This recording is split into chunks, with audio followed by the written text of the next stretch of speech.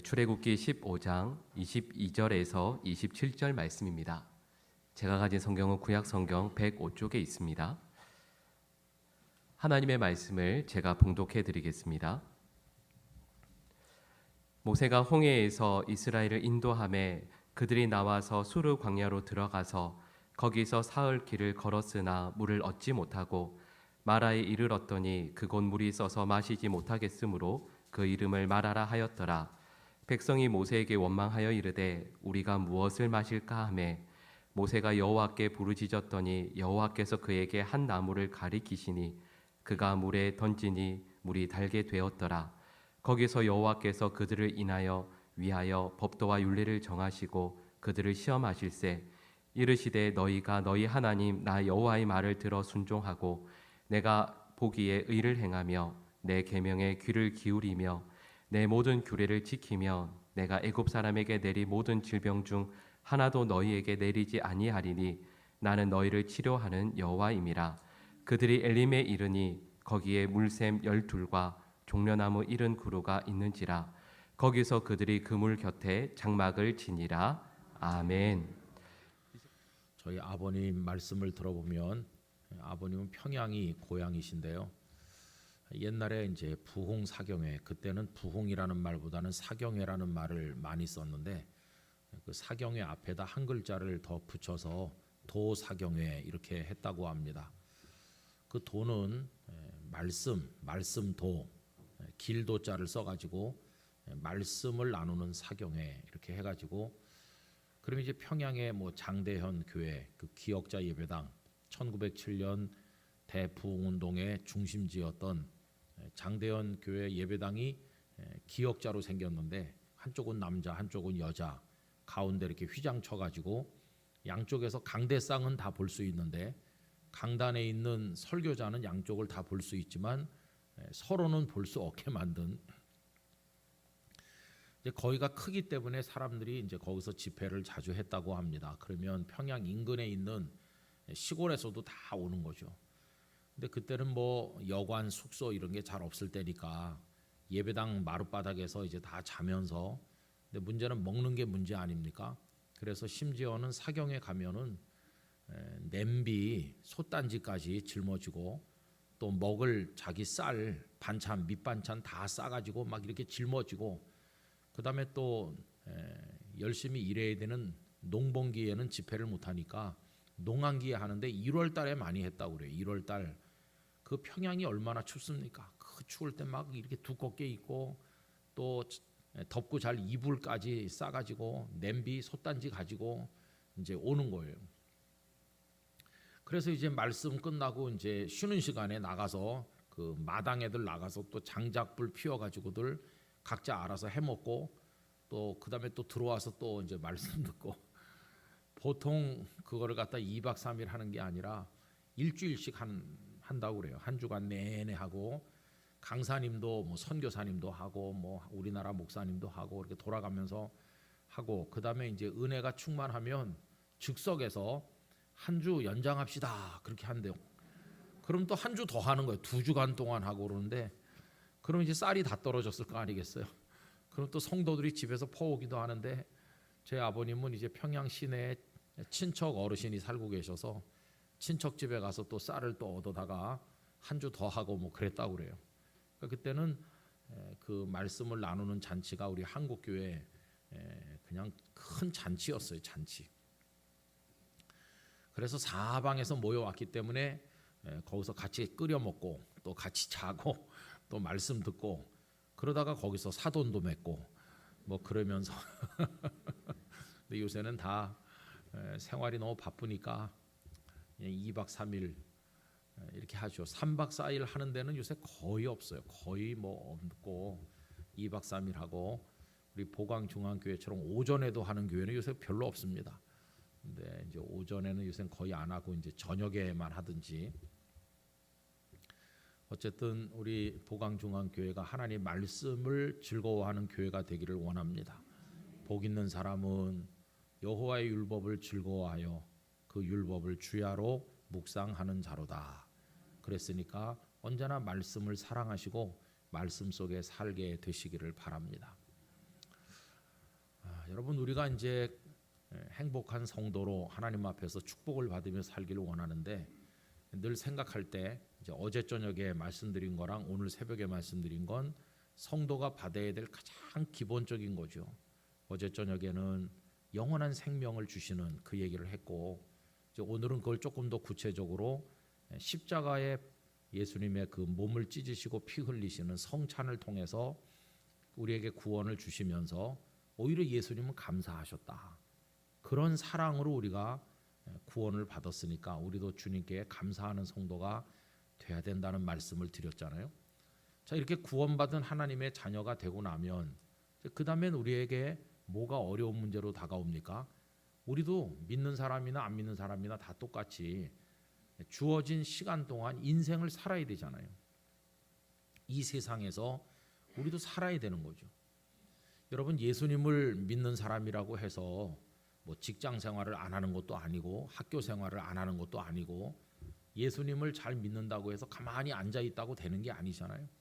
우리도 똑같이 세상 사람들처럼 나가서 힘들게 돈을 벌고 또 사람들과 부대끼고 똑같이 고난을 겪어요. 전쟁이 일어나면 총알이 안 믿는 사람에게만 가는 게 아니고 믿는 사람 다 똑같이 총에 맞아 죽기도 하고 순교하기도 하고 뭐 그냥 천재지변이 일어나면 예배당도 물에 떠내려가고 성도들 가정에도 토사가 쓸려오고 그런 거죠. 뭐 다 이 세상에 어렵게 살아요. 그 다음에 우리는 내일 일은 난 몰라요 하는 찬송가 가사 그대로 우리 한 치 앞도 모릅니다. 진짜 내일 일을 우리가 알 수가 없잖아요. 그럼 불안함 속에 이 미래가 어떻게 열릴지 불확실한 세상 속에서 언제나 종종 하면서 마음의 근심을 가지고 살고 있는 거죠. 애들 키우는 것도 늘 불안하잖아요. 차도 위험하고 학교 가도 무슨 왕따 당하지 않나. 애들 키우기도 참 어렵고 그런 상황 속에서 이제 우리가 살고 있는 겁니다. 100% 편안하게, 100% 안전하게, 100% 행복하게 살 수 있는 환경이 세상엔 없어요. 이 세상은 그런 곳이 아니에요. 여러분 주님의 나라에 가기 전까지는 누구에게나 불안감, 누구에게나 고독함, 누구에게나 부족함, 누구에게나 아픔 그게 다 있는 거죠. 저 같은 목사라고 해서 뭐 언제나 건강하고 언제나 모든 게 완벽한가? 아닙니다. 저도 뭐 지금까지 참 많은 어려움을 겪었어요. 눈을 새총에 날아오는 돌멩이로 눈을 맞아가지고 눈조리개가 압력에 의해서 터져서 이쪽 눈은 눈조리개가 없거든요. 빛의 양을 조절을 못해요. 또 뭐 그런가 하면은 중학교 다닐 때는 원인도 모르는 병으로 많이 아파가지고 얼굴도 이렇게 뒤틀리고 몸도 마비되고 그런 병을 또 한 7, 8달 앓기도 하고 뭐 그런 어려움을 다 겪었어요.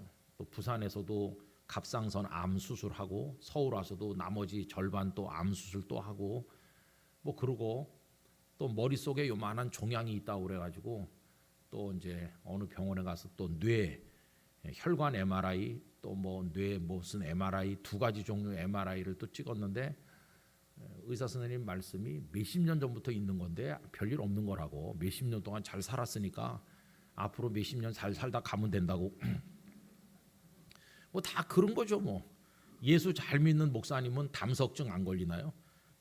다 똑같은 거예요. 다. 그러니까 이제 어떤 어려움이 왔을 때 하나님 왜 나만 이렇게 괴롭게 하십니까? 이렇게 원망할 필요가 없어요. 이 땅에 사는 인생은 누구나 다 그런 게 있는 거예요. 여러분 어떤 분이 말하기를 우리가 괴롭겠냐 하나님이 괴로우시겠냐. 하나님 훨씬 더 괴롭습니다. 못된 것들이 계속 애매기고 다니니까 하나님 더 괴롭다고요.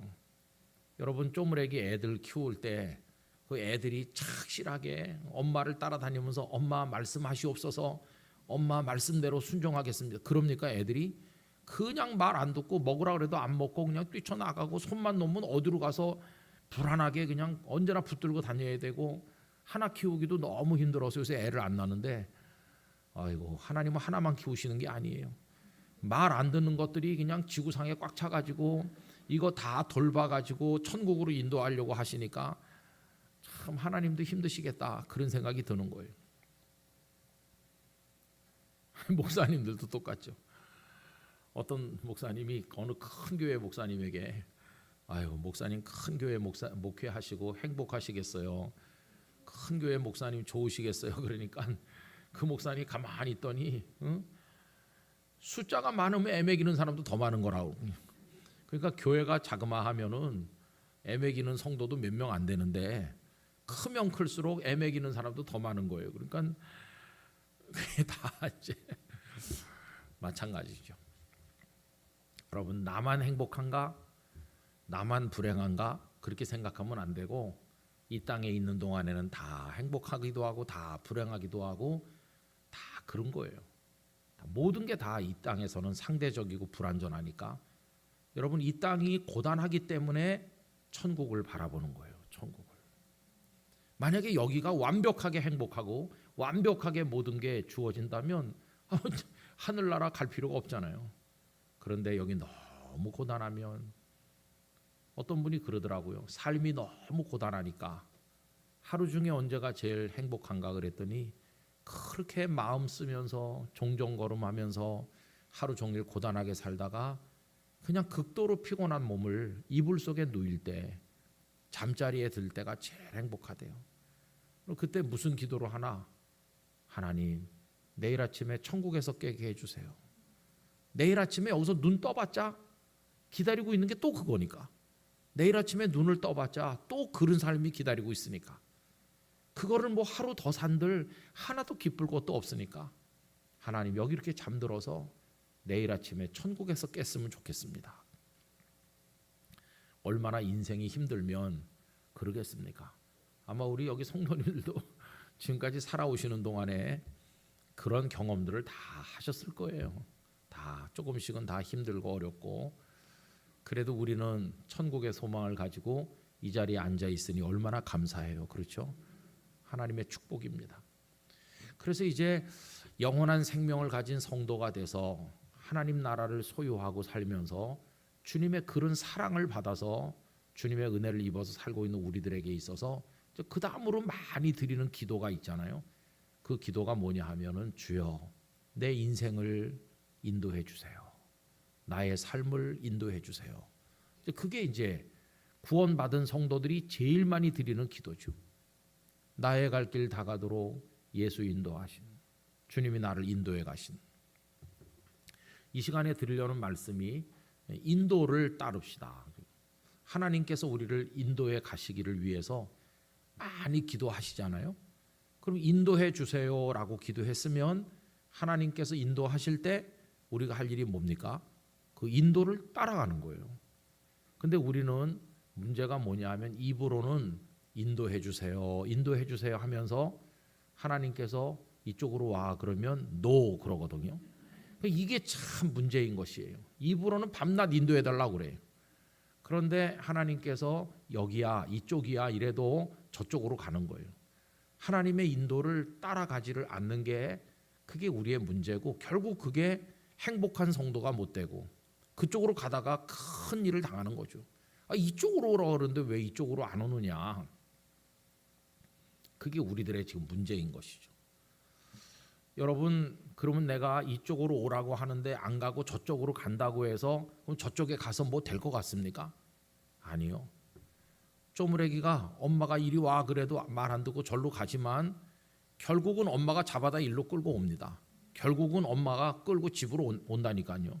결국은 엄마 따라 가게 돼 있어요. 근데 그거 철없어서 절로 가는 거지.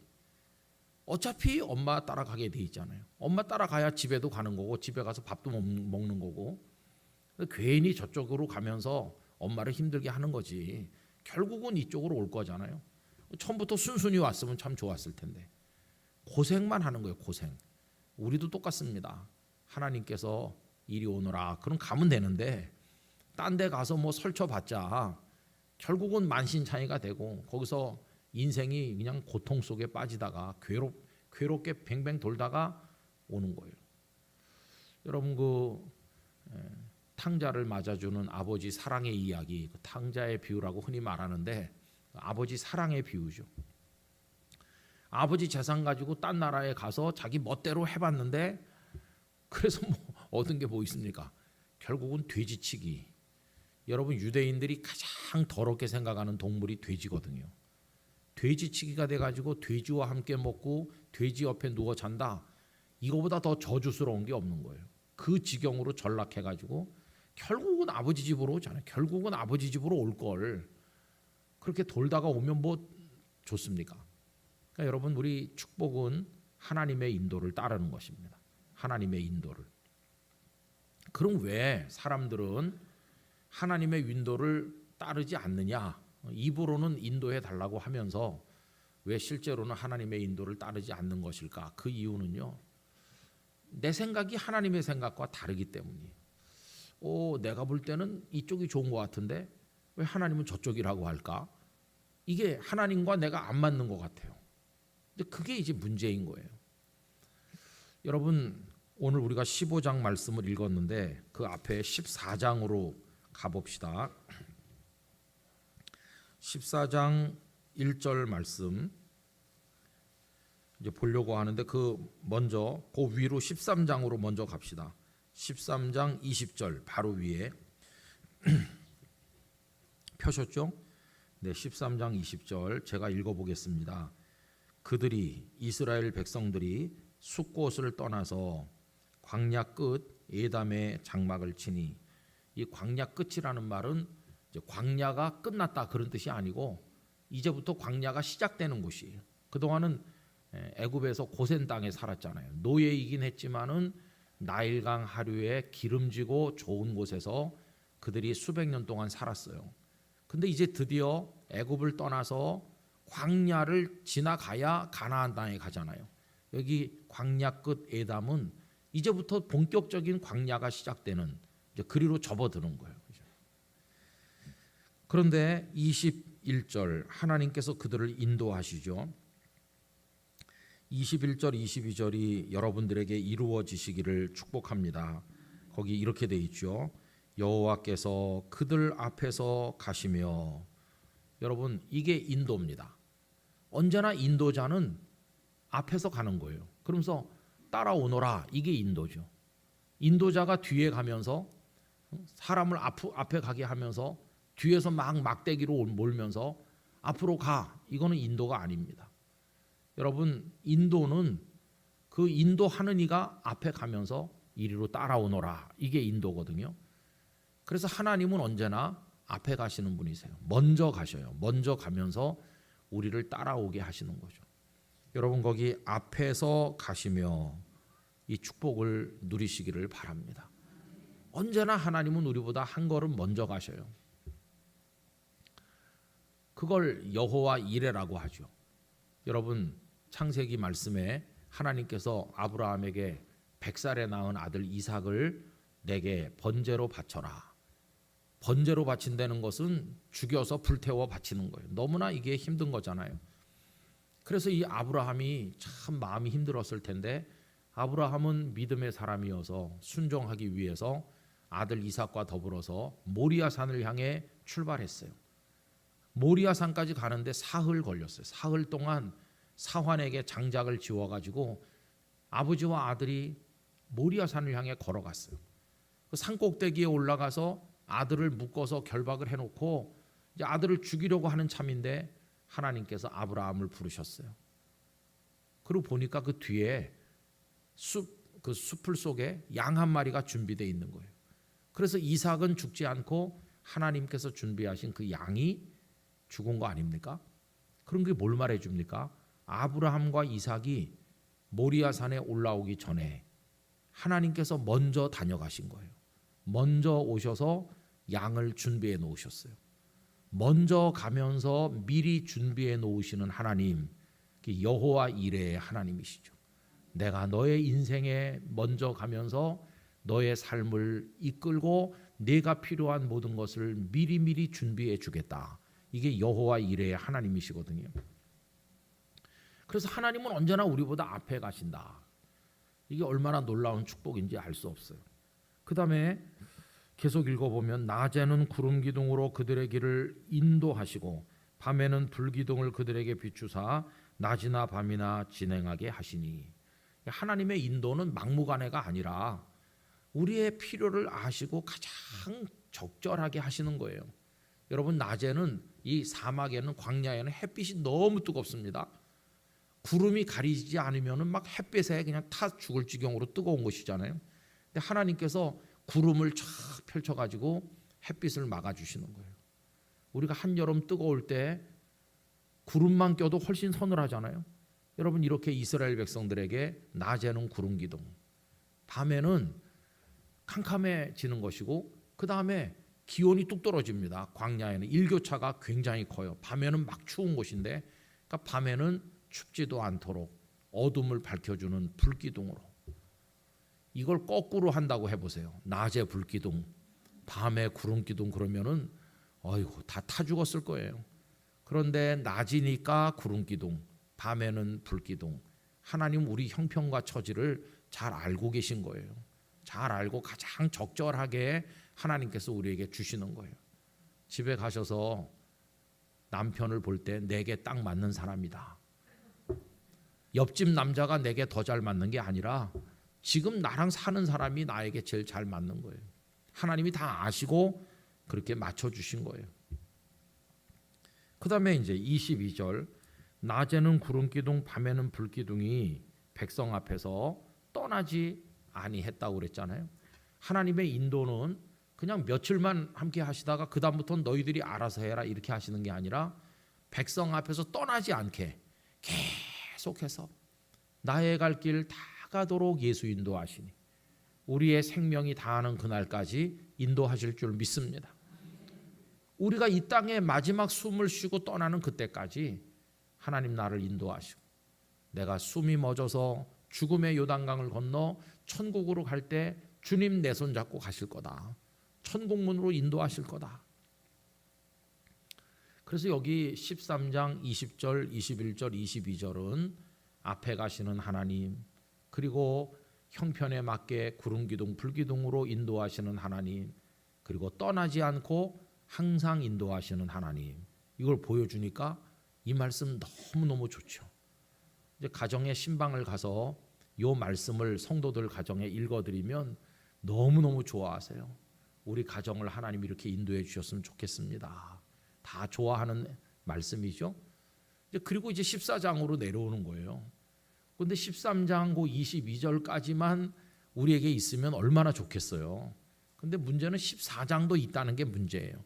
14장 1절, 여호와께서 모세에게 말씀하여 이르시되, 여러분 이게 중요합니다. 누가 말씀하신 건가요? 그렇죠. 이게 모세 생각이 아니에요. 모세가 자기 마음대로 하는 게 아니고 여호와 하나님께서 모세에게 다 말씀해가지고 모세는 심부름만 하는 사람이에요. 그럼 이제 2절 하나님 뭐라고 하셨나요? 이스라엘 자손에게 명령하여 돌이켜 바다와 믹돌 사이에 비하이로답 곧 바알스본 맞은편 바닷가에 장막을 치게 하라, 이렇게 하시는 거예요. 지금 쭉 가고 있는 중인데 가나안 땅을 향해서 광야를 지나서 지금 쭉 가는 도중인데 어느 날 하나님의 말씀이 딱 임했어요. 돌이킨다는 것은 방향을 확 이렇게 꺾는 걸 말해요. 가던 길로 꾸준히 가는 게 아니고 갑자기 방향을 돌리게 하셨어요. 돌이켜서 바다와 믹돌 사이, 이 바다가 무슨 바다입니까? 홍해입니다. 홍해. 아니 지금 가는 길로 잘 가면 불과 며칠이면 가나안 땅에 갈 수 있어요. 여러분 그들이 살던 고센 땅에서 가나안 땅까지 직선 거리로 곧장 가면 10하루 길이라고 그랬어요. 10하루만 가면 도착하는 가나안 땅인데 하나님께서는 갑자기 방향을 꺾게 하셨어요. 여러분 이때가 이제 우리가 참 고민하는 대목이죠. 하나님 지금 잘 가고 있는데 내 인생이 잘 풀리고 있는 중인데 갑자기 딴 길로 가라고 하십니까? 나는 거기 따를 수 없어요. 노 그러는 거죠. 이게 이제 하나님의 인도를 따르지 않는 거예요. 하나님의 인도를 거절하는 거죠. 그런데 하나님께서 그들을 어디로 인도하셨다고요? 홍해로 인도하는 거예요. 홍해. 아니다. 여기 더 빠르고 더 넓고 더 좋은 길이 있어서 이리로 데려가는 거야. 그러면 좋을 텐데 하나님을 따라가 보니까 길이 없는 거예요. 홍해가 쫙 가로막고 있어요. 여러분 홍해가 무슨 실개천입니까? 망망한 바다예요. 길이 없잖아요. 그리고 양쪽으로는 그냥 끝이 보이지 않는 광야 사막이고, 그리고 뒤에서는 이스라엘 백성들을 보낸 걸 후회하는 바로가 군대를 다 몰고 지금 쫓아오잖아요. 병거 600승. 여러분, 병거는 오늘날 전쟁에서 아주 최신형 탱크라고 생각하시면 돼요. 저쪽에서는 소총밖에 없는데 탱크 600대가 밀고 온다고 가정해 보세요.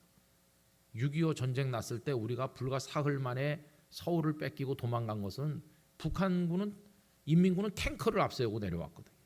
소련제 탱크. 우리는 아무것도 없고요. 그러니 그 탱크 앞에 화염병을 던진들 뭐 탱크가 꿈쩍이나 하겠어요.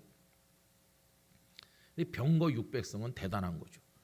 더군다나 이집트, 애굽의 병거는 여러분 그 영화 배너에서 보시는 것처럼 바퀴에 날카로운 게 나와가지고 그래가지고 그걸로 막 베고 다니는 그런 병거거든요. 그런 거 600승을 거느리고 막 애국 군대가 확 뒤에서 쫓아오지. 오른쪽 왼쪽은 도망갈 데가 없는 광야지. 앞에는 길이 없는 그냥 망망대해가 떡하니 버티고 있지. 여러분, 그게 하나님의 인도인 것이에요. 모세가 그리로 데려간 게 아닙니다. 아니, 하나님이 어떻게 그런 대로 인도하실 수가 있나. 그러니까 이게 이제 하나님을 불신하게 되는 거죠. 잘 가고 있었는데 갑자기 이쪽으로 길을 옮겨가지고 죽게 만드는구나. 그러니까 백성들이 막 하나님 앞에 원망하고, 여러분, 우리가 살다 보면 참 어려운 게 하나님의 인도가 분명한데 나로서는 도저히 이해할 수 없고 받아들일 수 없는 그런 곳으로 인도하실 때가 많은 거예요. 그러나 여러분, 그때가 그 사람이 진짜 하나님을 믿는지 안 믿는지가 증명되는 대목이에요. 그런 죽음의 자리 같은 자리일지라도 하나님을 의지하고 갈 수 있는가, 아니면 내 생각대로 다른 데로 튈 것인가, 그거에 따라서 그 사람이 진짜 하나님을 믿는지 안 믿는지를 알 수 있는 거죠. 그럼 여러분, 우리가 이제 행복한 성도로 살기 위해서 가장 기본적으로 믿어야 될 게 있는데, 그게 뭐냐 하면 하나님은 우리를 사랑하신다는 거예요. 여러분, 그거 믿으세요?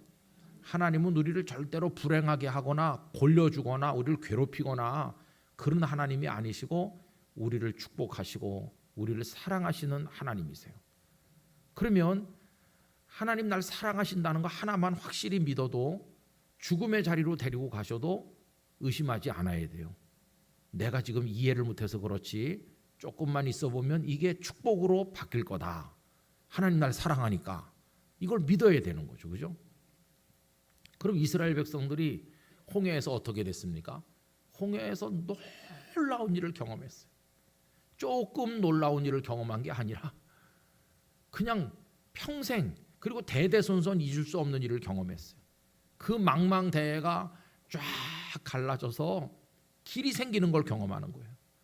이런 걸 어떻게 경험하겠습니까? 이걸 아무도 생각 못한 거예요. 모세도 생각 못했고, 여러분, 그 상황에서 살아날 가능성이 얼마나 있겠어요?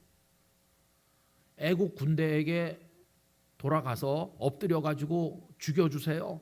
다시 가서 노예로 살라 그러면 살겠을 테니 목숨만 살려주세요.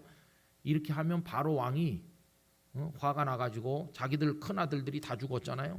그러니까 바로가 화가 나서 우두머리 몇 사람 죽이고 모세도 죽이고, 그리고 나머지는 다시 끌고 가서 노예로 살려줄지 몰라요. 목숨 부지할 수 있을지 몰라요. 아니면 뿔뿔이 흩어져서 그냥 오른쪽 왼쪽 광야로 도망치면 붙들린 사람 붙들리고 살아남은 사람 살아남고, 그래도 광야에 가서 다 언젠간 기진맥진해서 쓰러져 죽겠죠. 근데 바다는요, 바다 쪽으로는 생존 확률 제로입니다. 제로. 물속에 들어가면 100% 다 죽는 거죠. 헤엄을 칠 수 있는 것도 아니고. 그런데 하나님의 생명의 길은 어디로부터 왔습니까? 확률 제로인 쪽으로 하나님은 100%의 길을 열어놓으신 것이 참 놀랍죠. 확률 제로인 방향에서 100%를 살려주시는 거예요. 그것도 그냥 마른 땅같이 밟고 건넜어요. 그 다음에 부수적으로 얻은 건 뭐냐 하면, 그들을 그렇게 오랫동안 괴롭혔던 애굽의 모든 군대가 물이 다시 합쳐질 때 그 물에서 다 멸망했어요. 하나님께서 다시는 애국 군대가 너희를 쫓아오지 못할 거라고. 여러분, 진정한 의미의 출애굽은 홍해에서 이루어진 것이에요. 그들이 계속 따라오는 동안에는 이게 완전한 출애굽이 아닌데 이제는 더 이상 따라올 수 없고 애굽은 끝났어요. 이제는 애굽은 완전히 우리랑 떨어졌다.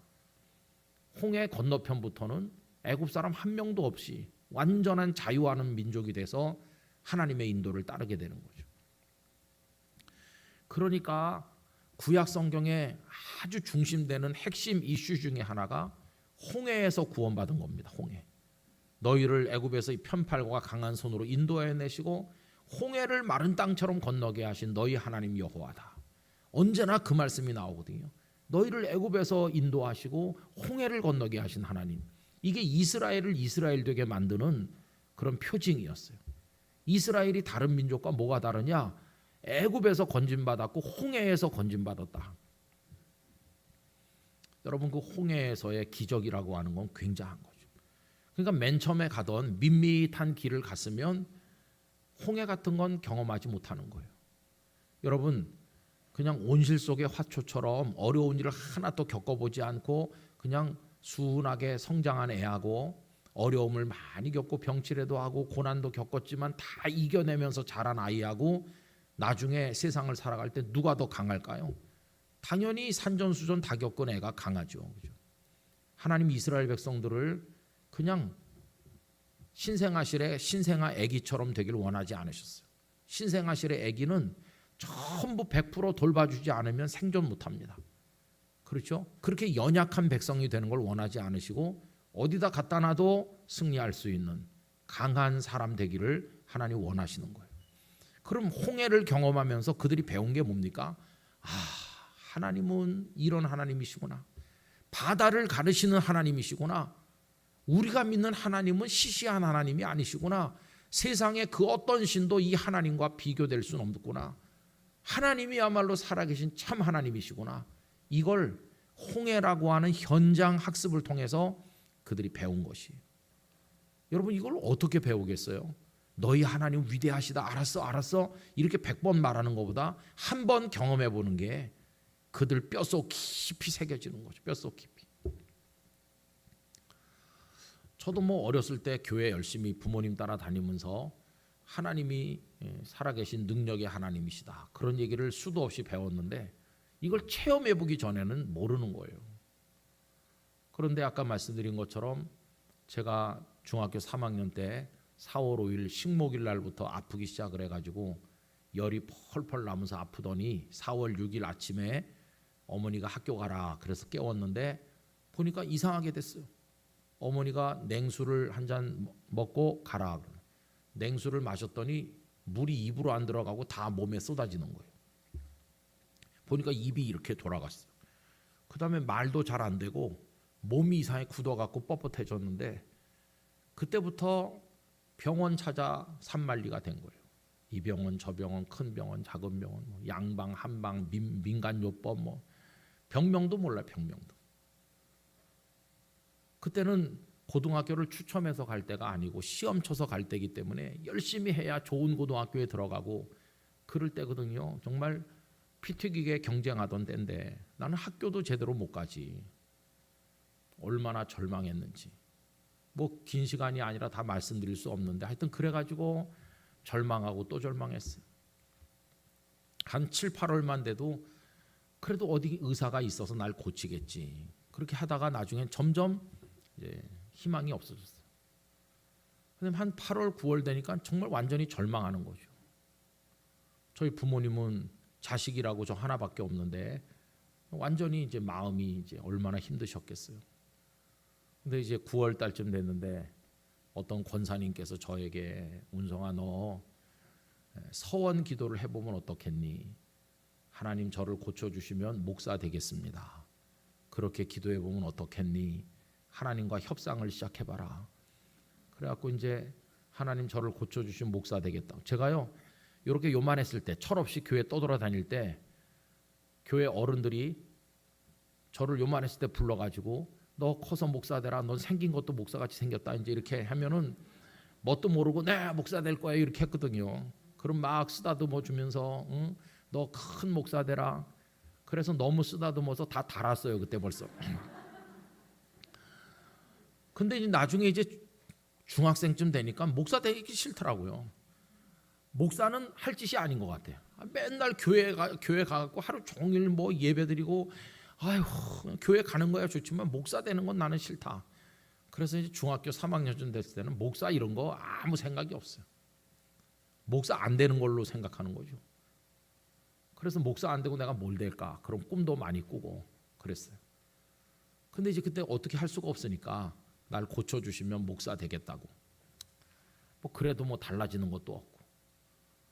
그때 그 아픈 사람들 기도 많이 해주시던 현신의 권사님, 또 변계량 권사님, 그런 유명한 병든 자를 치유하는 신유의 은사를 가진 그런 분들이 있었는데, 그런 분들 거기도 숱하게 가서 안찰 기도도 받고 그랬어요. 그래도 뭐 아무 변화도 없잖아요.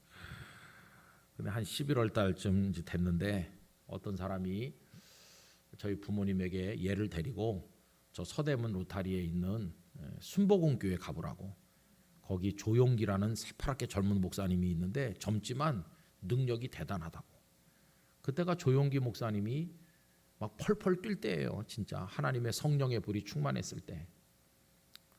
여의도 순복음 교회가 너무 커지고 또 하다 보니까 여러 가지 잡음이 많이 생겼지만 하나님이 사용하지 않으면 그런 교회가 생길 수 없습니다.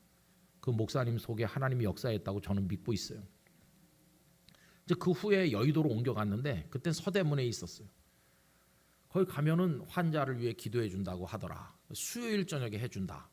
수요일 날 일찍 갔어요. 일찍 가서 그때는 한 명씩 이렇게 해주는 줄 알고 빨리 하고 오려고 일찍 간 거예요. 근데 보니까 이렇게 한 명씩 해주지 않더라고요. 앞에 한 서너 번째 자리에 어머니 아버지랑 같이 앉았는데 참 지루하게 기다려가지고 드디어 저녁 시간이 돼갖고 수요 예배를 찬송가 부르고 뭐 기도하고 목사님 설교 잠깐 하고, 목사님은 새파랗게 날씬하더라고요.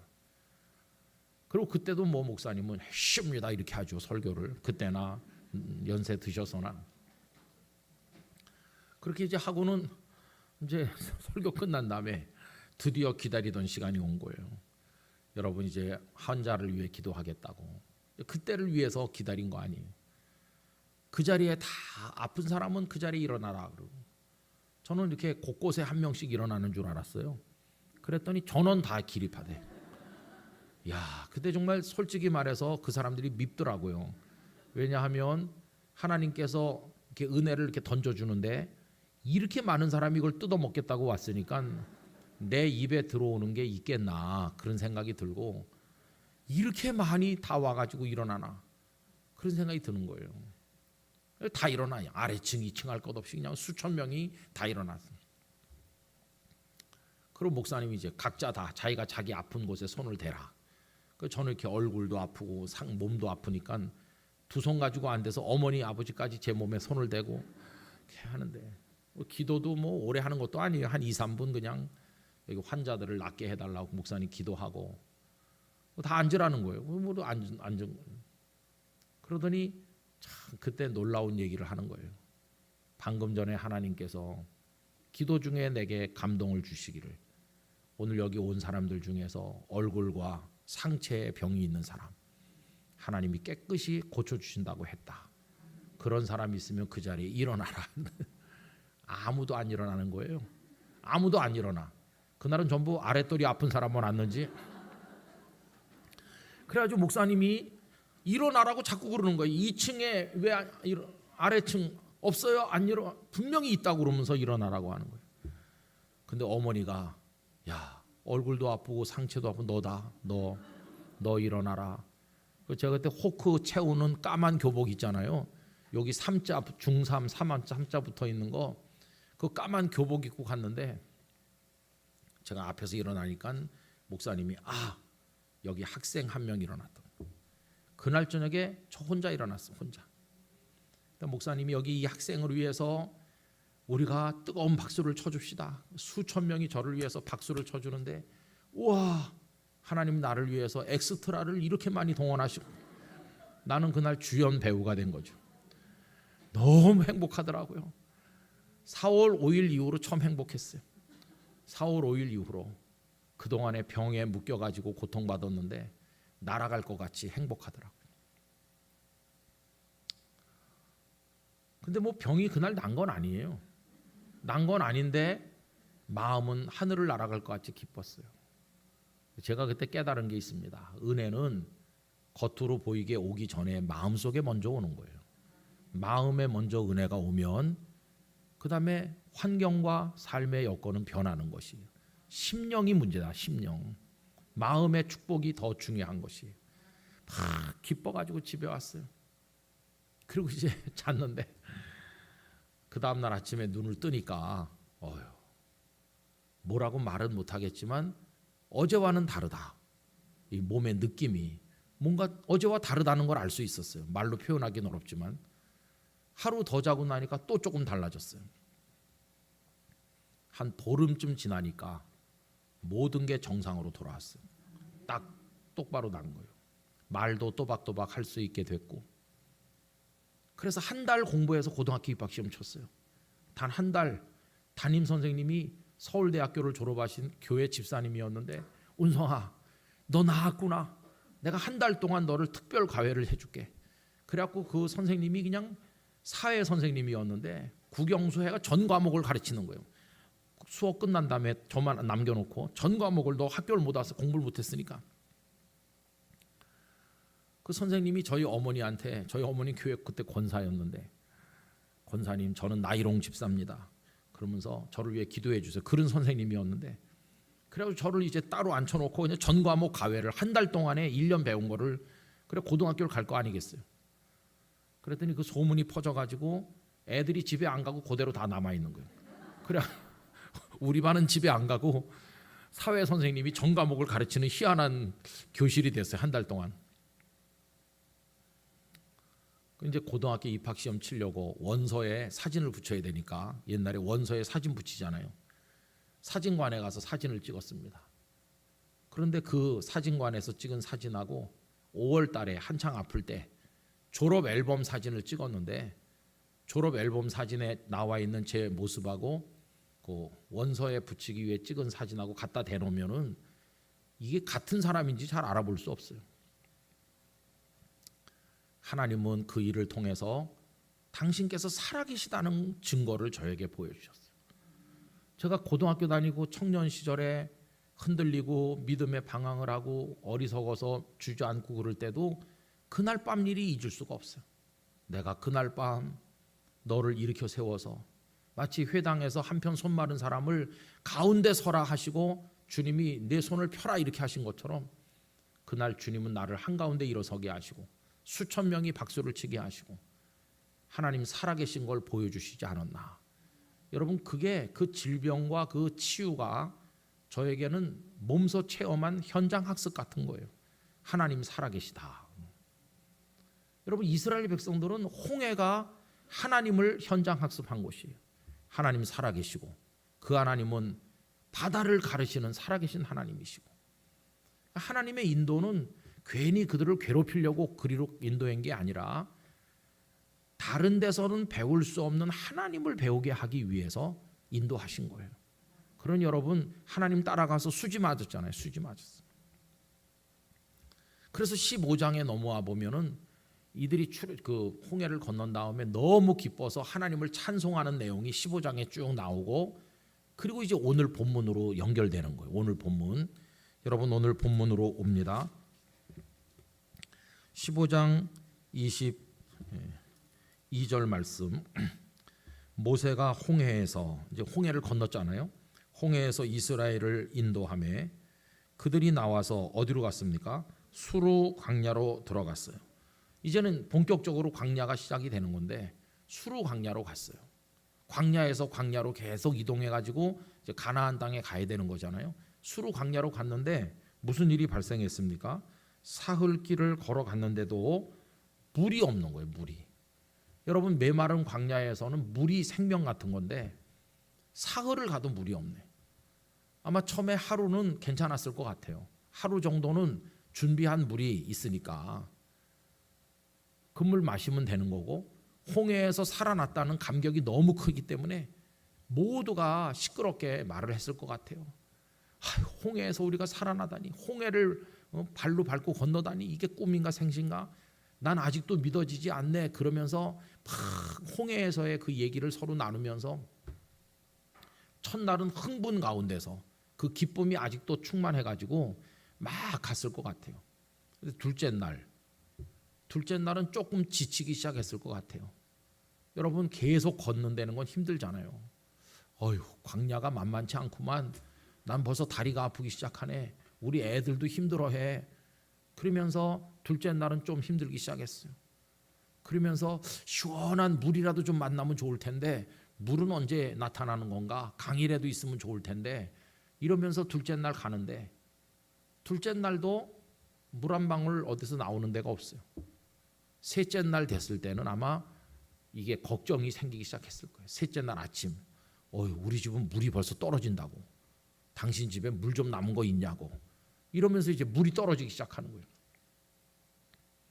그러다가 햇빛이 장렬하는 한낮이 되니까 막 모세에게 와가지고, 우리 물이 다 떨어졌는데 물이 언제 오느냐고, 물이 어디서 물을 만날 수 있냐고. 모세인들 알겠어요. 모세라고 뭐 알겠어요. 좀 기다려보자. 사흘길을 가도 물이 없으니까 그 다음에 완전히 탈진했어. 불과 사흘 전에 홍해에서 기적같이 구원받고 하나님을 찬송하던 그 사람들이 사흘 만에 돌변해가지고 하나님을 원망하는 거예요. 여러분, 이게 은혜를 받아도 그 수명이 짧습니다. 수명이. 우리는 그런 사람들이에요. 하나님께서 나를 구원하셨지만 며칠 못 가서 또 돌변해가지고 대들어요, 하나님 앞에. 그래서 가끔 이런 분들이 있어요. 목사님, 이번에 이 기도 제목은 제가 하나님께 마지막으로 구하는 소원입니다. 이것만 이루어 주시면 더 바랄 게 없을 것 같아요. 그게 얼마나 거짓말이라는 게 금방 드러나요. 그것만 이루어지면 더 바랄 게 없을 것 같지만 며칠 있으면 또 하나님 주시지 않으면 안 될 게 또 나타나는 거거든요. 그래서 이 사람들이 이제 원망하는 거예요. 여러분, 23절, 그렇게 가다가 물을 얻지 못해서 입이 튀어나오고 원망 불평이 쌓일 대로 쌓이다가 마라에 이르렀더니 거기 물이 있는 거예요. 물이다 그러면서, 와, 물이야 물, 그러면서 달려갔는데 가서 누군가가 먼저 물을 퍼 마셔 보니까 이게 쓴 물이에요. 그냥 쓰기만 하면 먹으면 되는데 이건 먹으면 죽는 물이에요. 여러분, 차라리 물이 없었으면은 물이 없다 이러고 말 텐데, 물이 있었는데 못 먹는 물이라는 게 나타나면 그 희망 때문에 절망이 더 커지는 거예요. 완전히 뒤집어져서 하나님을 이제 원망하는 거죠. 그 다음 절에 보시면, 백성이 모세에게 원망하여 이르되 우리가 무엇을 마실까 하며, 그랬더니 이제 모세까지도 같이 주저앉는 거예요. 여러분, 이제 어느 공동체나 그 구성원들이 불만이 터져 나오고 막 이럴 때 리더가 그래도 우리 더 기다립시다, 여러분 낙심하지, 이렇게 하면 다행인데, 리더까지 주저앉아가지고 소리 지르기 시작하면 그 이제 완전히 끝나는 거죠. 여러분, 교회도 똑같아요. 성도들 중에 뭐 이런 불만 저런 불만 있는 사람이 있지만 목사님과 당회가 든든히 서 있으면 괜찮은데, 나중에는 이제 목사님도 지쳐가지고 하나님 이러시게 해요, 이렇게 하면 그다음에 참 이게 희망이 없어요. 그죠? 황 목사님 위해서 기도 많이 하셔야 됩니다. 절대 이렇게 부르짖지 않게 해달라고. 언제나 온화하게 미소 지으면서, 황강용 목사님의 트레이드 마크가 온화하게 웃는 거거든요. 근데 이제 모세가 지금 뒤집어졌어요. 모세가 여호와께 부르짖었더니, 이 부르짖었다는 말 속에 뭐가 들어있을까요? 하나님, 내가 언제 지도자 된다고 했어요? 내가 뭐 이거 지원한 겁니까? 하나님 날 떨기나무 불꽃 가운데 불러가지고 내가 이럴 줄 알았어요. 뭐 별소리 다 했겠지. 그러면서 마실 물도 안 주시면서 막 이렇게 했어요.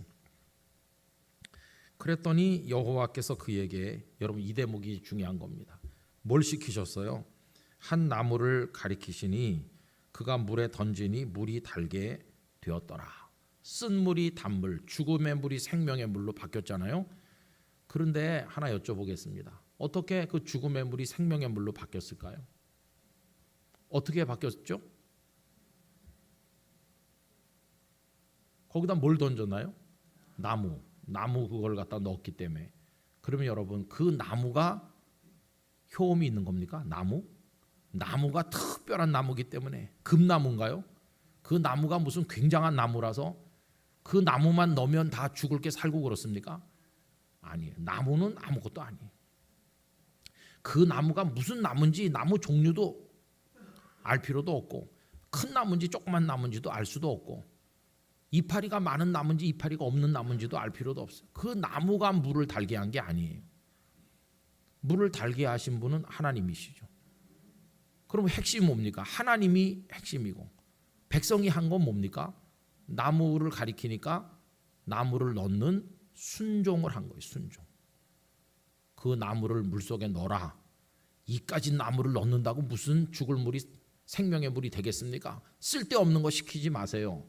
이러고 안 넣었으면은 안 될 텐데 그래도 그들에게 마지막 남아있던 게 나무를 넣어보자. 순종하는 거예요. 순종했더니 쓴물을 단물로 바꾸시는 분은 하나님이세요. 여기 공식이 하나 나오잖아요. 순종하면 하나님이 일하시는 거예요. 순종하면 하나님이 일하시는 거예요. 그런데 순종을 안 하니까 하나님의 역사가 안 나타나는 거죠. 이제 그 다음에 하나님께서 중요한 말씀을 하는 거죠. 그 25절 말씀 계속 보면 물이 달게 되었죠. 그 다음 얘기가 이제 결론인데 거기서 나무를 넣었더니 물이 달게 되는 체험을 그들이 했잖아요. 야, 순종하니까 하나님이 은혜를 주시는구나. 앞으로도 순종하기만 하면 말씀대로 따르기만 하면 하나님은 우리를 도우시는구나. 이걸 체험한 바로 그 자리에서 여호와께서 그들을 위하여 법도와 율례를 정하시고 그들을 시험하실세 이르시되 너희가 너희 하나님 나 여호와의 말을 들어 순종하고 내가 보기에 의를 행하며 내 계명에 귀를 기울이며 내 모든 규례를 지키면 내가 애굽 사람에게 내린 모든 질병 중 하나도 너희에게 내리지 아니하리니 나는 너희를 치료하는 죽음을 생명으로 바꾸는 여호와임이니라. 한마디로 말하면 뭡니까? 자, 봤지? 내 말에 순종해서 나무를 넣었더니 생명의 물로 바뀌는 거 너희들 똑똑히 봤지? 앞으로도 그래. 공식이야, 공식. 앞으로도 내가 어떤 율법, 어떤 말씀, 어떤 계명을 주든지 너희는 순종하기만 해라. 내가 가라는 대로 가고 오라는 대로 오고 순종하기만 하면 그 다음엔 내가 너희들을 치료하고 내가 너희들을 인도하고 내가 너희들을 축복할 것이다. 그래서 여러분, 하나님의 인도를 받고 복을 받는 비결이 딱 하나예요. 하나님의 말씀에 순종하는 것입니다. 순종. 그래서 우리는 밤낮 하나님 나를 인도해 주세요 이렇게 하면서 인도에 순종을 안 해요. 하나님께서 이쪽이야. 그래도 글로 가면 죽을 것 같은데요. 그러면서 안 가요. 불순종이 우리를 반대 방향으로 가게 하는 거예요. 니느웨로 가라 했는데 요나는 다시스로 가는 거예요. 다시스로 가다가 물고기 뱃속에까지 들어갔다 나오는 거예요. 처음부터 니느웨로 갔으면 좋았을 텐데 이 순종을 하지 않으니까. 그래서 우리 성도 여러분, 하나님의 인도의 축복을 받는 비결은 순종하는 겁니다. 내 생각, 내 판단에 도대체가 말이 안 되는 것 같아도 순종하면 홍해가 갈라지는 걸 볼 수 있어요. 쓴물이 단물되는 걸 경험하는 거예요. 기적에서 기적으로 이어지는 것이에요. 그게 하나님의 축복이에요. 그런 걸 많이 경험하면 야, 정말 하나님의 인도를 따라갔더니 다른 사람은 모르는 하나님의 능력이 내게 나타나는구나. 이런 게 계속 나타나는 기적의 사람으로 살게 되는 것이에요. 이제 제 간증을 좀 하고 마쳐야 되는데요. 저는 어제도 말씀드린 것처럼 신학교에 들어가자마자 딱 기도했어요. 하나님, 제일 먼저 오라는데 가겠습니다. 그렇게 했더니 염천교회에서 저를 이제 전도사로 오라고 그랬어요. 파트타임 전도사. 저는 뭐 여기저기 옮길 생각을 하지도 않습니다. 그냥 가면 계속 거기 있는 거예요. 거기서 전도사, 어린애들 아동부 전도사로 갔어요. 초등학생. 그랬더니 목사님이 그 다음엔 또 청년들을 좀 맡아보고 장년부 성경 공부를 가르치라고 그래갖고 제가 이제 장년부 성경 공부를 부임하고 한 달 후부터 아동부 하면서도 장년부 성경 공부를 매주 했습니다. 매주 만 8년 몇 개월을 매주 장로님들도 있고 권사님들도 있고 그런데 심지어 어저께 결혼한 그 다음 날도 와가지고 그거 하고 그 다음 날 신혼여행 갔을 만큼 장년부 성경 공부 그냥 열심히 하고 그러다 이제 거기서 부목사님이 갑자기 딴 데로 가시게 돼서 이제 목사님이 교구에 신방도 좀 하면 어떠냐. 아유 저는 대학원에 공부하는데 했더니 공부하러 갈 수 있도록 다 해줄 테니까 하라. 그래갖고 이제 장가도 안 간 상태에서 이제 전임 전도사가 돼서 교회 사택에 살면서 이제 교구도 돌보고 공부도 하고 그랬어요. 그러다가 이제 때가 되니까 목사 안수를 받게 됐는데 그때까지 장가도 못 갔거든요. 그래가지고 총각인 상태로 제가 부목사가 됐어요. 총각 부목사. 총각 부목사가 되니까 온 교회 성도들의 근심거리가 되고 장로님들이 사명감을 느끼고 이 처녀 저 처녀 갔다가 중매를 해주고 그런다는데 뭐 그게 다 쉽게 됩니까? 그러다가 이제 눈먼 처녀에게 제가 구제를 받아가지고 그래서 살게 됐어요. 그래가지고 이제 그 애도 하나 태어나고 그 다음에 또 아들도 하나 태어나고 그때도 계속 기도했어요. 이제 어딘가 담임 목회를 해야 되는데 제일 먼저 오라는 데 가겠습니다. 제가 그 기도를 어떻게 하게 됐냐면은 신학교에 들어가서 기숙사에 살게 됐는데 새벽 기도를 나가서 신학생들이 기도하는 걸 보잖아요. 신학생들 뜨거운 신학생들이 있어요. 막 강단 앞에 올라와 가지고 주여 내 생명을 주께 드립니다. 진짜 희한한 신학생들이 많아요. 이야 저 사람은 겁도 없네. 생명을 드린다 그러고 나는 저런 기도는 못 하겠고 믿음이 없어서 못 하고 저게 진짜 그렇게 준비가 돼서 하는 건지 그냥 해보는 건지 그것도 잘 모르겠고 그래도 나는 뭘 기도하지 하다가 이제 기껏 생각해낸 게 제일 먼저 오라는데 이걸 그래도 저는 믿는 구석이 있었어요. 하나님은 우리의 마음을 아시는 분이니까 나는 서울서 나서 서울에서만 살았으니까 제일 먼저 오라는 데 가겠습니다. 이렇게 하지만 저의 마음을 아시는 하나님은 서울 안에서 있게 해줄 거다. 입으로 말은 안 했지만 인서울이거든요. 서울 안에서 어디 근데 하나님 싹 모른 척 하시고 저를 저 부산 끝으로 보내시는 거예요. 어느 날 이제 제가 설교 담당자가 돼갖고 주일 저녁 예배 그땐 저녁에 예배 드리는데 설교를 마치고 뒷정리 다 하고 부목사로서 모든 뒷정리를 내가 하는 거죠. 그리고 이제 바쁘게 돌아가고 있는데 그 다음날 아침에 또 권사님 장례식이 있어서 준비할 게 많고 그런데 어떤 장로님이 오시더니 목사님 저 바깥에 손님들이 왔는데요. 그래서 손님이요? 이 밤에 손님 올 사람 없는데요. 아니 한두 사람이 아니고 여러 명 왔더라고. 그래서 이제 나가 보니까 생판 모르는 분들이 몇 분 서 계시더라고요. 그래서 이제 교육자실 소파에 앉아가지고 어디서 오셨냐 그랬더니 아이고 우리가 저 부산에서 왔어요. 아니 부산에서 어떻게 오셨어요? 목사님을 담임 목사님으로 모셔가려고 왔어요. 저를요? 저를 어떻게 알고요? 큰 충격을 받았어요. 기도를 함부로 하면 안 되는 거예요. 그때가 89년 11월 말인데 그냥 한마디로 거절했어요. 아니 제가 안수 받은 지 이제 겨우 2년에 저는 목회의 목자도 모르고 이제 나이 32에 무슨 담임 목사를 갑니까? 저는 그거 못 한다고 딱 잘라 거절했을 때 그분들이 우린 가서 기도할 테니까 목사님도 기도하세요.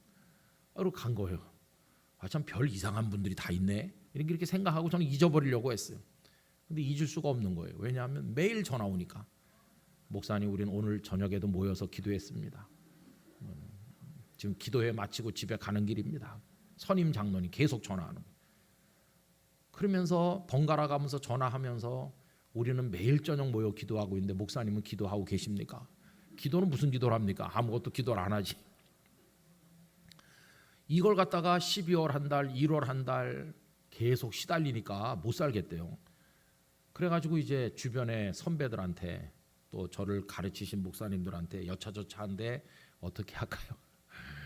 단 한 분도 저보고 가라고 하는 분이 없더라고요. 아니 네가 뭐가 모자라서 그 부산 저 끝에 섬 영도까지 가겠냐? 연고지도 아니고 아는 사람도 없고 여기 서울에 있으면 서울에서 얼마든지 너 앞으로 목회할 곳이 있다. 네가 뭐 머리칼이 좀 없어서 그렇지. 네가 모자란 게 뭐가 있냐 이러면서 서울에 있으라고 계속 그러는 거예요. 그렇죠. 가면 안 되겠죠. 그리고 계속 이제 나는 모른 척했어요. 근데 마음이 괴롭더라고 마음이. 그러고 있다가 이제 한 2월 달 중반이 됐는데 그때 이제 저희는 사택에 살고 우리 둘째가 이제 태어나 가지고 이제 얼마 안 됐을 때예요. 부모님은 서울대학교 있는 신림동, 그 신림동 서울대학교에서 가까운 데 살았어요. 그래서 이제 애 둘을 데리고 서울대학교에 갔죠. 서울대학교에 간 게 아니라 아버지 집에 갔죠. 가서 이제 아버지 어머니 앞에 얘기를 하면서 그동안 이런 일이 있었습니다. 얘기를 했어요.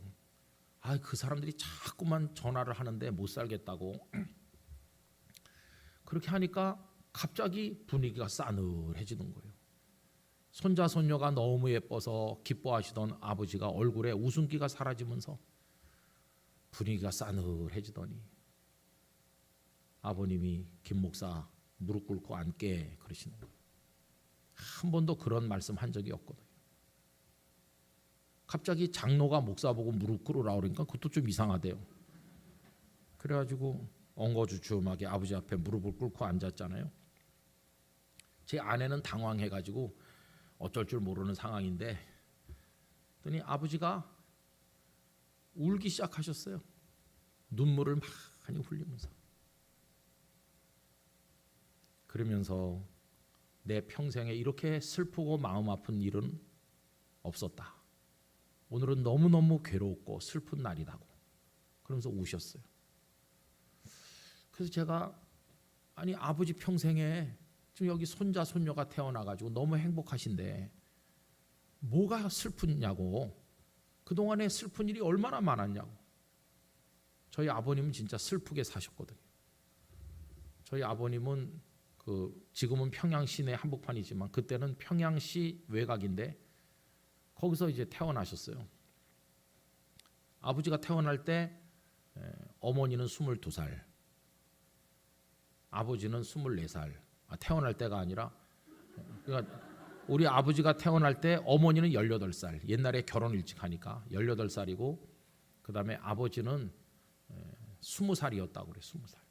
20살 아버지와 18살 어머니 사이에서 저희 아버님이 출생하셨어요. 제 할아버지가 20살에 우리 아버지를 낳으신 겁니다. 그런데 우리 아버지가 4살 될 때, 그러니까 이제 할아버지가 24살 된 거예요. 그리고 할머니가 22살. 그때 이제 밑에 동생이 있었대요. 남동생 하나가 더 태어나서. 그때 아버지가 이제 그 마을에 휩쓴 역병이라고 하는 전염병으로 아버지가 돌아가신 거예요. 그러니 어머니는 22살에 청산가부가 돼갖고 그 애 둘을 이제 키워야 되는 상황이 된 거잖아요. 그랬더니 이제 할머니, 저에게는 증조 할머니가 되는 거죠. 할머니가 평양신학교를 세우신 마페 선교사에게 세례를 받고 예수님을 믿었는데 그 할머니가 그 22살 된 며느리를 불러가지고 내가 성경을 배웠는데 성경에 보니까 나옴이라는 할머니가 아들이 죽고 나서 며느리들이 과부가 됐는데 며느리들을 친정으로 보내는 얘기가 나오더라. 그게 맞는 것 같다. 그러니 너도 친정으로 가라. 그런데 애 둘을 다 데리고 가면 어려우니까 큰애는 내가 키울 테니까 아직도 엄마 젖 먹는 그 어린 거는 데리고 가서 친정에 살다가 착한 사람 만나면 다시 재혼해라. 이래가지고 그 할머니가 나오미인 척하면서 보낸 거예요. 그러니까 우리 4살 된 저희 아버지는 졸지에 엄마도 없어진 거예요. 엄마가 친정에 가서 있다가 재혼했으니까. 그러니까 저희 아버지는 이제 아버지는 돌아가셨고 어머니는 가버렸고 그냥 할아버지 할머니한테 크는 거예요. 할머니는 교회밖에 모르니까 그 어린 저희 아버님 데리고 이제 교회 가는 거고, 할아버지는 서당 훈장인데 예수는 믿어서 뭐 하냐 그러면서 핍박하고 교회 안 가고 그런 분이에요. 그다음에 우리 아버지가 좀 크니까 친구들은 다 그 뭐 교회에서 하는 학교 이런 데 다니는데 할아버지는 저희 아버지를 학교에 안 보내는 거예요. 학교를 뭐 하러 가냐고. 그거 나한테 와서 천자문 배우고 명심보감 읽고 서당 훈장이니까. 그래서 저희 아버지는 얼마나 학교가 가고 싶은지 학교를 한 번도 단 하루도 못 가봐. 단 하루도 못 가보고 할아버지 앞에 무릎 꿇고 앉아가지고 하늘천 따지 이렇게 배우다가 그것도 저희 아버지가 12살 되던 해 할아버지가 돌아가셨어요. 찢어지게 가난한 훈장집에 할아버지 돌아가고 나니까 이제는 가난한 집에 할머니랑 달랑 둘만 남은 거예요. 뭘 먹고 살면 되겠습니까? 그래서 12살 때부터 이 집 저 집 다니면서 머슴살이 뭐 하여튼 뭐 막일, 그래서 할머니를 부양하고 18살까지 그냥 몸이 부서져라 해가지고 조그만 밭을 하나 샀대요. 처음으로 이제 아버지 재산이 생긴 거예요. 고생을 너무너무 많이 했죠. 학교도 다니지도 못하고 배운 것도 없죠, 진짜. 저희 아버님은 한글을 교회에서 앉아 있다가 저절로 터득한 거지 누구한테 배운 게 없습니다. 저절로 터득한 한글이라서 아버지가 이렇게 당신 살아온 얘기를 두꺼운 대학 노트에다가 태어나서부터 하늘나라 가기 얼마 전까지 쭉 다 써가지고 주셨는데 이게 맞춤법이 잘 안 맞아요. 옛날에 제대로 배우지 않은 글이라 쌍시옷 해야 되는데 그냥 시옷 하나만 한 데도 많고 그래요. 그래도 아버님이 그걸 다 써가지고 주셨습니다. 당신이 살아온 간증들 다 담아가지고. 그래서 이제 땅을 사니까 동네 어른들이 저 청년이 저렇게 열심히 사는 거 보니까 마누라를 굶겨 죽이진 않겠다. 장가를 보내주자. 그래가지고 어떤 분을 만나서 이제 아버지가 결혼을 했죠. 결혼을 해가지고 둘이서 신앙생활 열심히 하면서 열심히 일하고 노력했더니 30대 중반 됐을 때는 재산이 많이 늘어나서 부자가 됐고요. 그리고 아들 셋에 딸 넷을 낳아서 7남매가 잘 자라고 그 누나들이 예뻤다고 그래요. 막내 누나는 공산당 들어왔을 때 너무 예쁘고 노래를 잘해서 인민군들이 와서 매일 업고 갔대요. 인민군 위안잔치에 가는 거예요. 막내 누나가 노래 잘 부른다고. 그래서 저희 아버님은 평생에 언제가 제일 행복했냐 하면은 일제 말기에 우리나라는 일본 때문에 고통받고 신사참배 때문에 괴로웠지만 가정적으로 보면은 7남매가 자라면서 그때가 제일 행복했대요. 교회에서는 안수 집사가 되셨고 그렇게 이제 잘 살았어요. 여러분 여기 서울 선호에 같이 들어있는 도원동교회 아시죠? 도원동교회가 선호에 같이 있잖아요. 도원동교회 옛날 담임 목사님 머리 하얀 돌아가신 그 박 목사님이 아버지가 안수 집사로 있던 그 교회 담임 목사님 아들이에요. 그리고 우리 큰형님이랑 그 목사님이랑 친구예요. 우리 아버지가 주일학교 선생할 때 담임 목사님 아들하고 우리 큰형님이 같은 반에 우리 아버지한테 배운 건데 여기서 만난 거죠. 어쨌든 그렇게 행복했었는데 그러다가 이제 해방이 딱 됐어요. 해방되고 나니까 이제 우리나라를 찾았으니까 더 행복하게 살 거다 했는데 소련에 공산당이 들어왔잖아요. 소련 공산당. 김일성이 들어왔잖아요. 그리고 예수님을 믿는 사람들을 막 힘들게 우리 맏형님은 맨날 학교에 가서 자아 비판 받고 그랬대요. 교회 다닌다고 끌려나가서 자아 비판 받고 막내 누나는 인민군 위안잔치 다니는데 그렇게 힘든 세월을 보내다가 6.25 전쟁이 뻥 터진 거예요. 그런데 아버지가 이제 가족들하고 따로 그때 뭘 하면서 따로 있다가 중공군이 밀려 내려와 가지고 우리나라 군대 또 유엔군이 일사후퇴 1951년 1월 4일이 일사후퇴 아닙니까? 그때 이제 아버지가 가족과 헤어진 거예요. 그 가족 중에 단 한 명도 못 데리고 혼자 내려오셨어요. 이산 가족이 됐어요. 아내와 7남매가 어떻게 됐는지. 아버지는 폐인이 돼가지고 이 땅에서 떠돌아다니면서 하루에도 수십 번 죽고 싶은데 예수 믿는 사람이 자살할 수도 없고 이래가지고 아버지는 폐인처럼 이제 떠돌아다녔다고 그래요. 그러다 이제 휴전선이 막혀서 갈 수도 없고 올 수도 없는 그런 상황이 됐잖아요. 그러니까 우리 아버지 생에 참 비참한 날이 너무 많은 거예요. 그렇게 떠돌아다니니까 먼 친척이 자네 이렇게 살면 안 된다고 휴전선이 막혀서 언제 갈지 모르는데 여기 다른 사람들 다 보니까 다시 재혼을 해가지고 여기서 살던데 자네도 여기서 다시 결혼을 해서 다시 살다가 나중에 휴전선 열리면 그때 일은 그때 가서 보고 그렇게 하라고.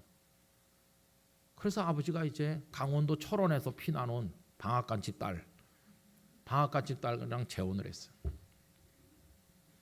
저 전라도 남원에도 살았고 경상도에 저 영천 신령 그쪽에도 살다가 결혼을 하게 돼가지고 서울로 올라와서 남산 밑에서 조그마한 가게를 하면서 아버지가 영락교회를 다니기 시작한 거예요. 그때 영락교회. 제가 서울시 중구 충무로 2가 16번지에서 태어났어요. 본적이.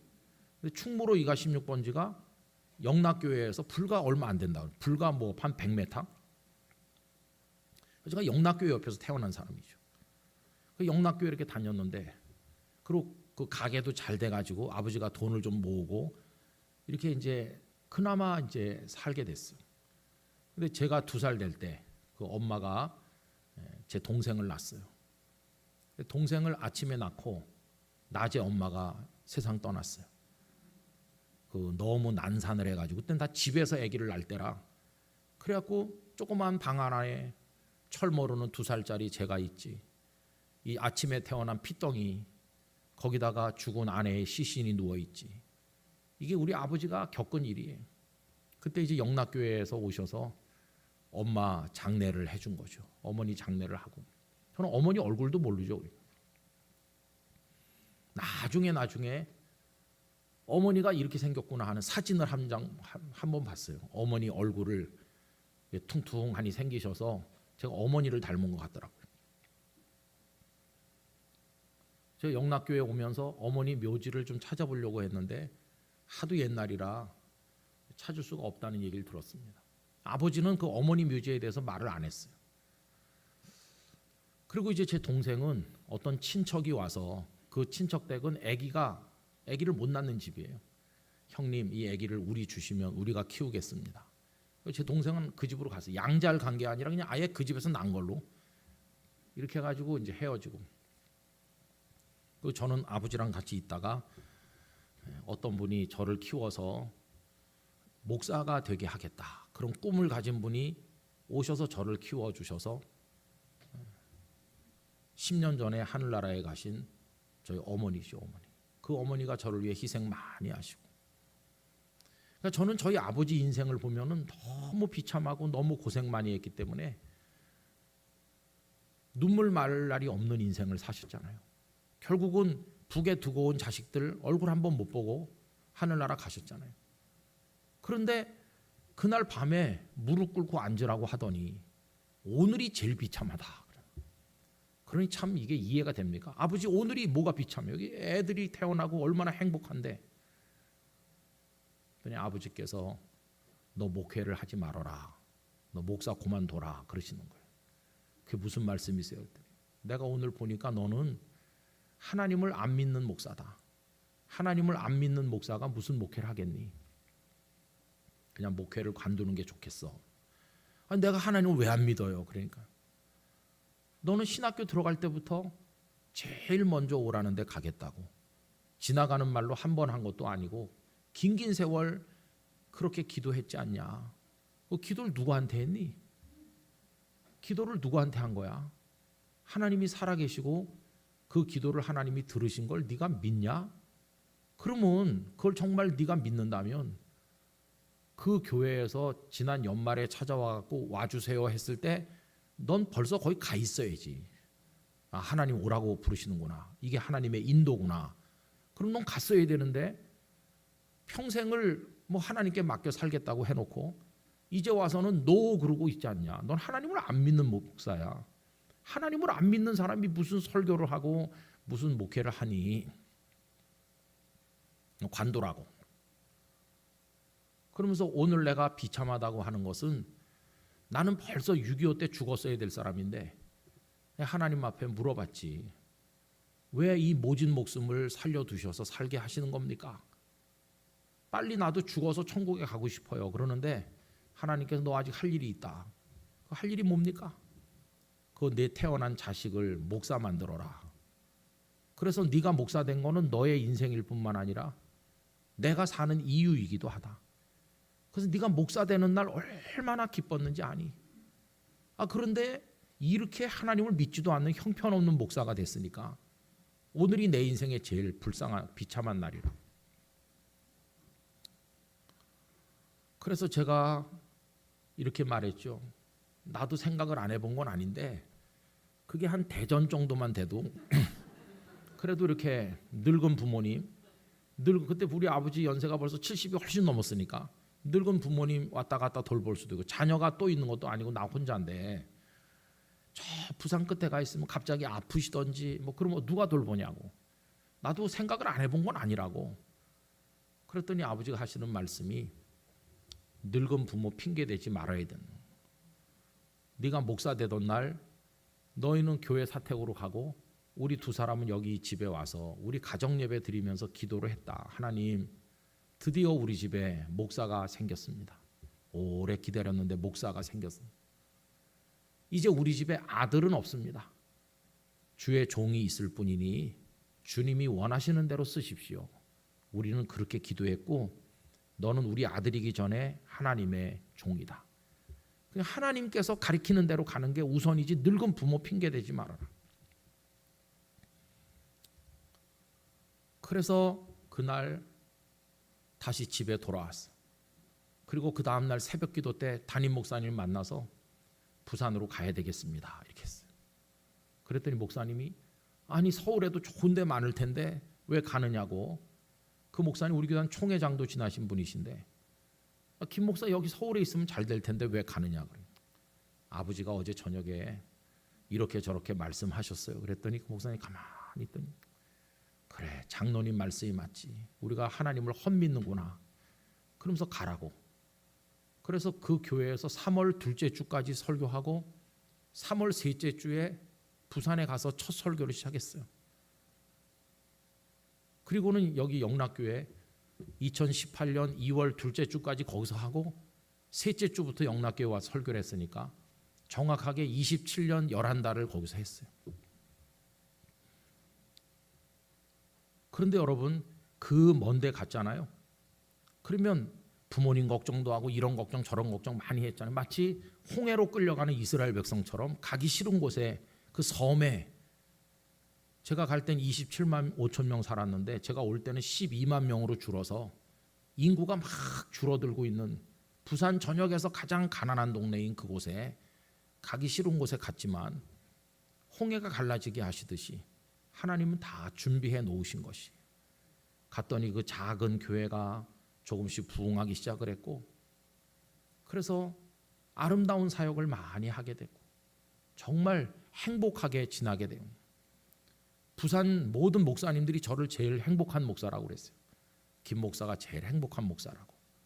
정말 행복하게 편안하게 뭐든지 그냥 자유롭게 성도들 사랑을 받으면서 그렇게 지냈어요.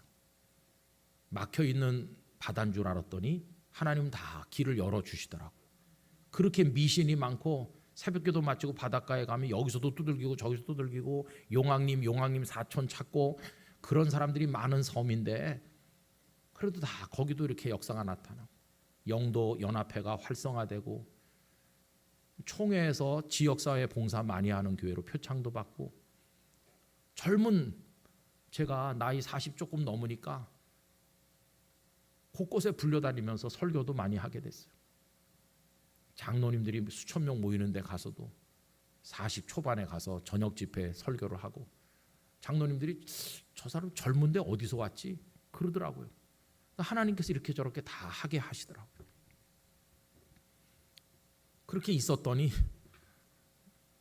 영락교회 장로님들이 부산에 오셔가지고 영락교회 목사가 있어야 되겠는데 찾지를 못하고 있으니까 김 목사님 와달라고 그래서 그래서 이제 고심하다가 기도 중에 오게 된 거죠. 그 땅끝 교회 성도들이 절대 안 된다고 그동안 몇 번 그랬거든요. 절대 안 돼요. 그래서 그 교회들에 이제 몰려가가지고 이분들이 관광버스 타고 가서 농성도 하고 목사를 못 준다 막 이런 식으로 여러 번 했었거든요. 근데 어떻게 된 일인지 이번에는 장로님들이 더 이상 붙들지 않을 테니 가라고 그러더라고요. 그래갖고 제가 이제 태어난 교회로 돌아왔잖아요. 태어난 교회로 다시 돌아왔어요. 참 이상하죠? 아무리 생각해도 이상합니다. 이게 신기한 일이에요. 일부러 그렇게 각본을 만들려고 해도 잘 안 되는데 하나님의 인도는 그런 거예요. 지나놓고 보면 참 놀랍다. 그럼 여러분 피덩이 남의 집에 간 우리 동생은 어떻게 됐을까요? 걔가 남의 집에 갔지만 가까운 데 살았어요. 그래갖고 요만큼 클 때까지 늘 우리 집에 다녔어요. 그 아버지도 우리 아버지 보고 형님 그러니까. 그러다가 저희 아버님이 영등포로 이사를 왔는데 충무로에서 그 집도 따라왔습니다. 그래서 한 동네 살면서 가깝게 다녔는데 걔가 중학생이 될 무렵이 되는 어느 날 걔네 아버지가 오시더니 형님 우리 이제 멀리 이사를 가려고 한다. 그래가지고 저 경기도 성남시로 이사를 갔어요. 그 집은 돈이 좀 많은 집이었는데 멀리 갔어요. 멀리. 그 다음부터는 뭐 연락이 잘 안 되고 끊어졌어요. 근데 중학교 3학년 제가 됐을 때 어머니 아버지께서 저 경상남도 한산도 그 섬에다 교회를 지으셨는데 그래서 여러 날 집을 비우고 그랬어요. 그때 저를 밥을 해줄 사람이 있어야 되니까 어떤 나이 많은 할머니가 와서 저를 밥을 해주곤 했어요. 며칠씩 같이 자면서. 근데 그 할머니가 밤에 저랑 같이 나란히 누워 자면서 운성아 너 네 엄마를 아니? 그러길래 우리 엄마 지금 한산도 갔는데 아버지랑 아니 그 엄마 말고 진짜 엄마 말이야. 그래서 저한테 진짜 엄마가 있습니까? 너 모르는구나. 그러면서 그 얘기를 해주는 거예요. 지금 이 엄마는 가짜 엄마고 그 다음에 진짜 엄마가 있었는데 너 2살 때 죽었고 너무나 놀랬어요.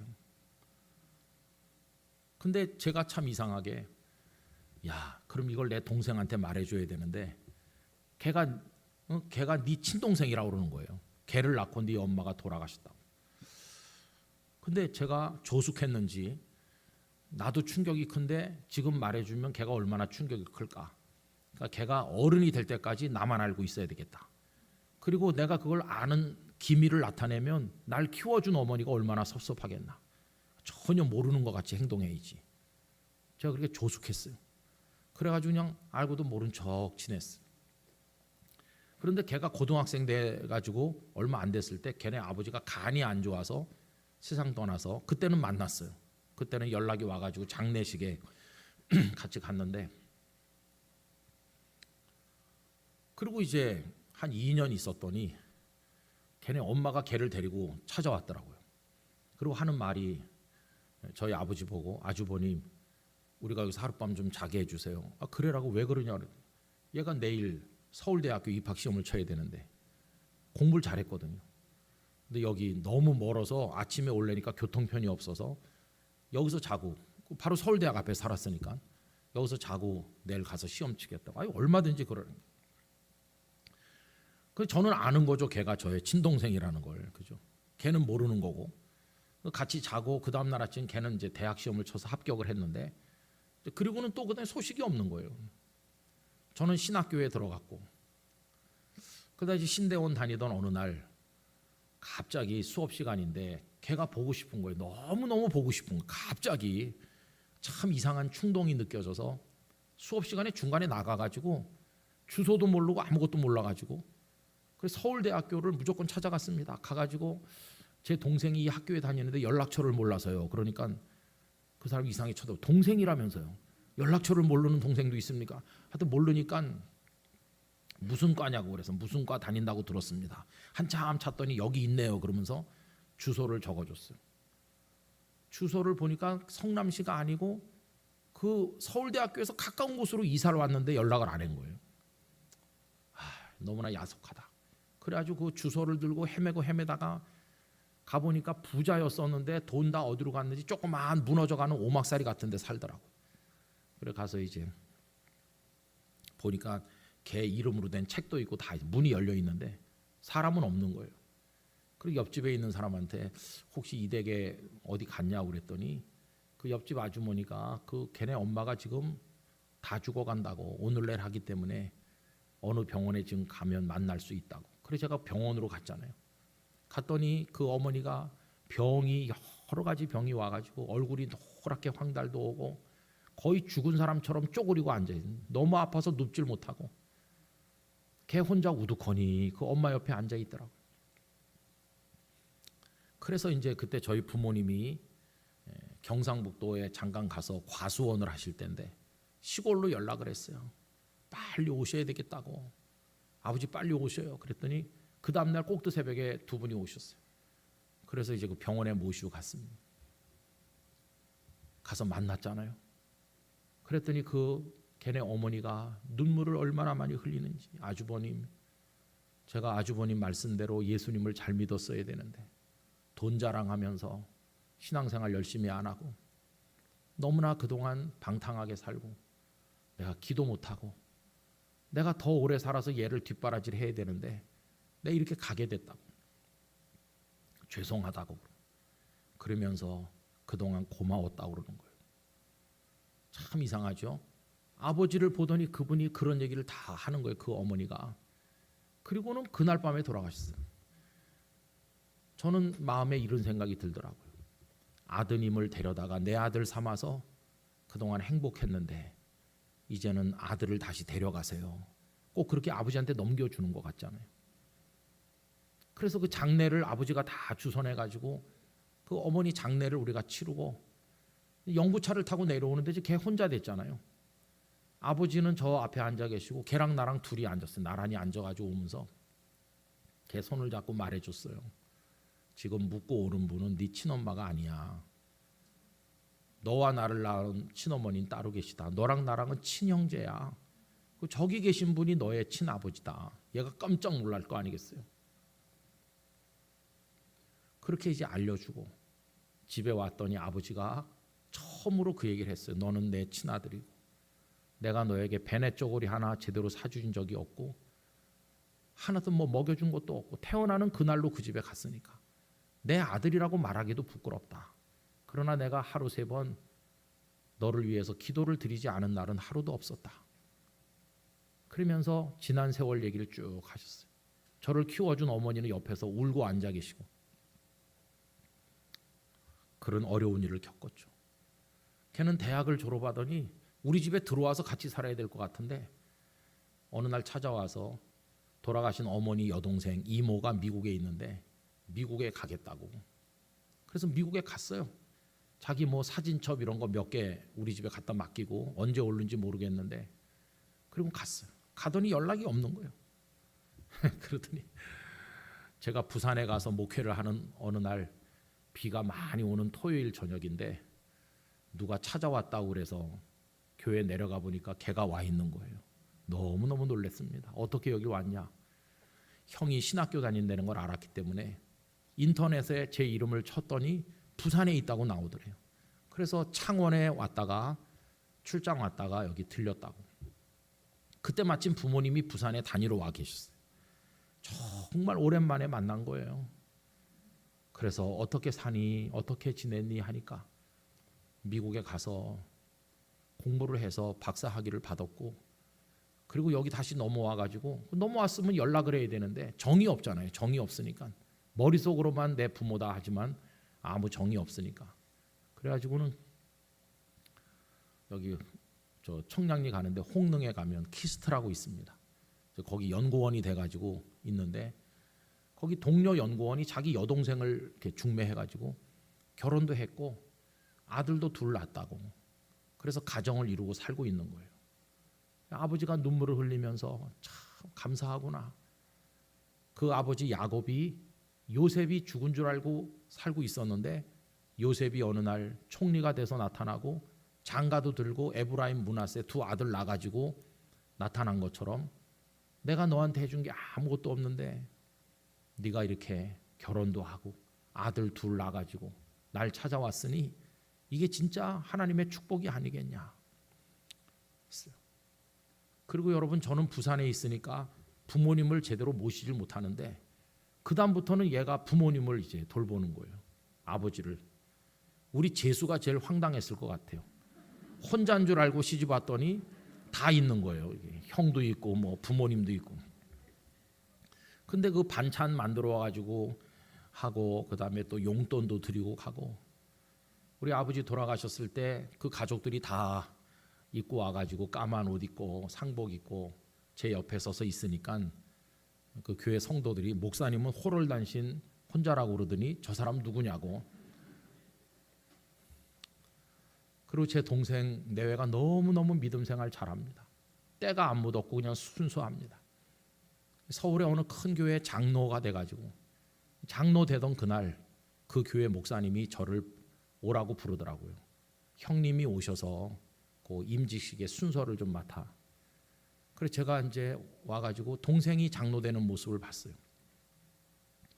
그리고 그 후에 만나가지고 아버지가 장로 은퇴할 때 그 교회에서 금 5돈으로 반지를 해드렸거든요. 그 반지를 아버지가 교회에다 바쳤는데 그 교회에서 연락이 왔어요. 목사님, 아버지 장로님이 반지를 교회에다 바쳤는데 이걸 어떻게 할까요? 그래서 아버지 모르게 제가 가서 돈을 드리고 반지를 찾아가지고 보관하고 있었거든요. 이 반지를 동생이 줬어요. 이거 아버지 장로 은퇴할 때 받은 반지인데 네가 장로 됐으니까 이건 네 거다. 그래서 제 동생을 줬어요. 요새도 그 가족들하고 만나면 얼마나 감사한지 말할 수가 없어요. 그 집 애들도 다 믿음 생활 잘하고. 여러분, 이게 우리 집안 얘기인데요. 무슨 소설 같은 얘기잖아요. 그런데 이게 그 이야기 하나하나 속에 들어있는 게 뭡니까? 하나님의 인도하심이에요.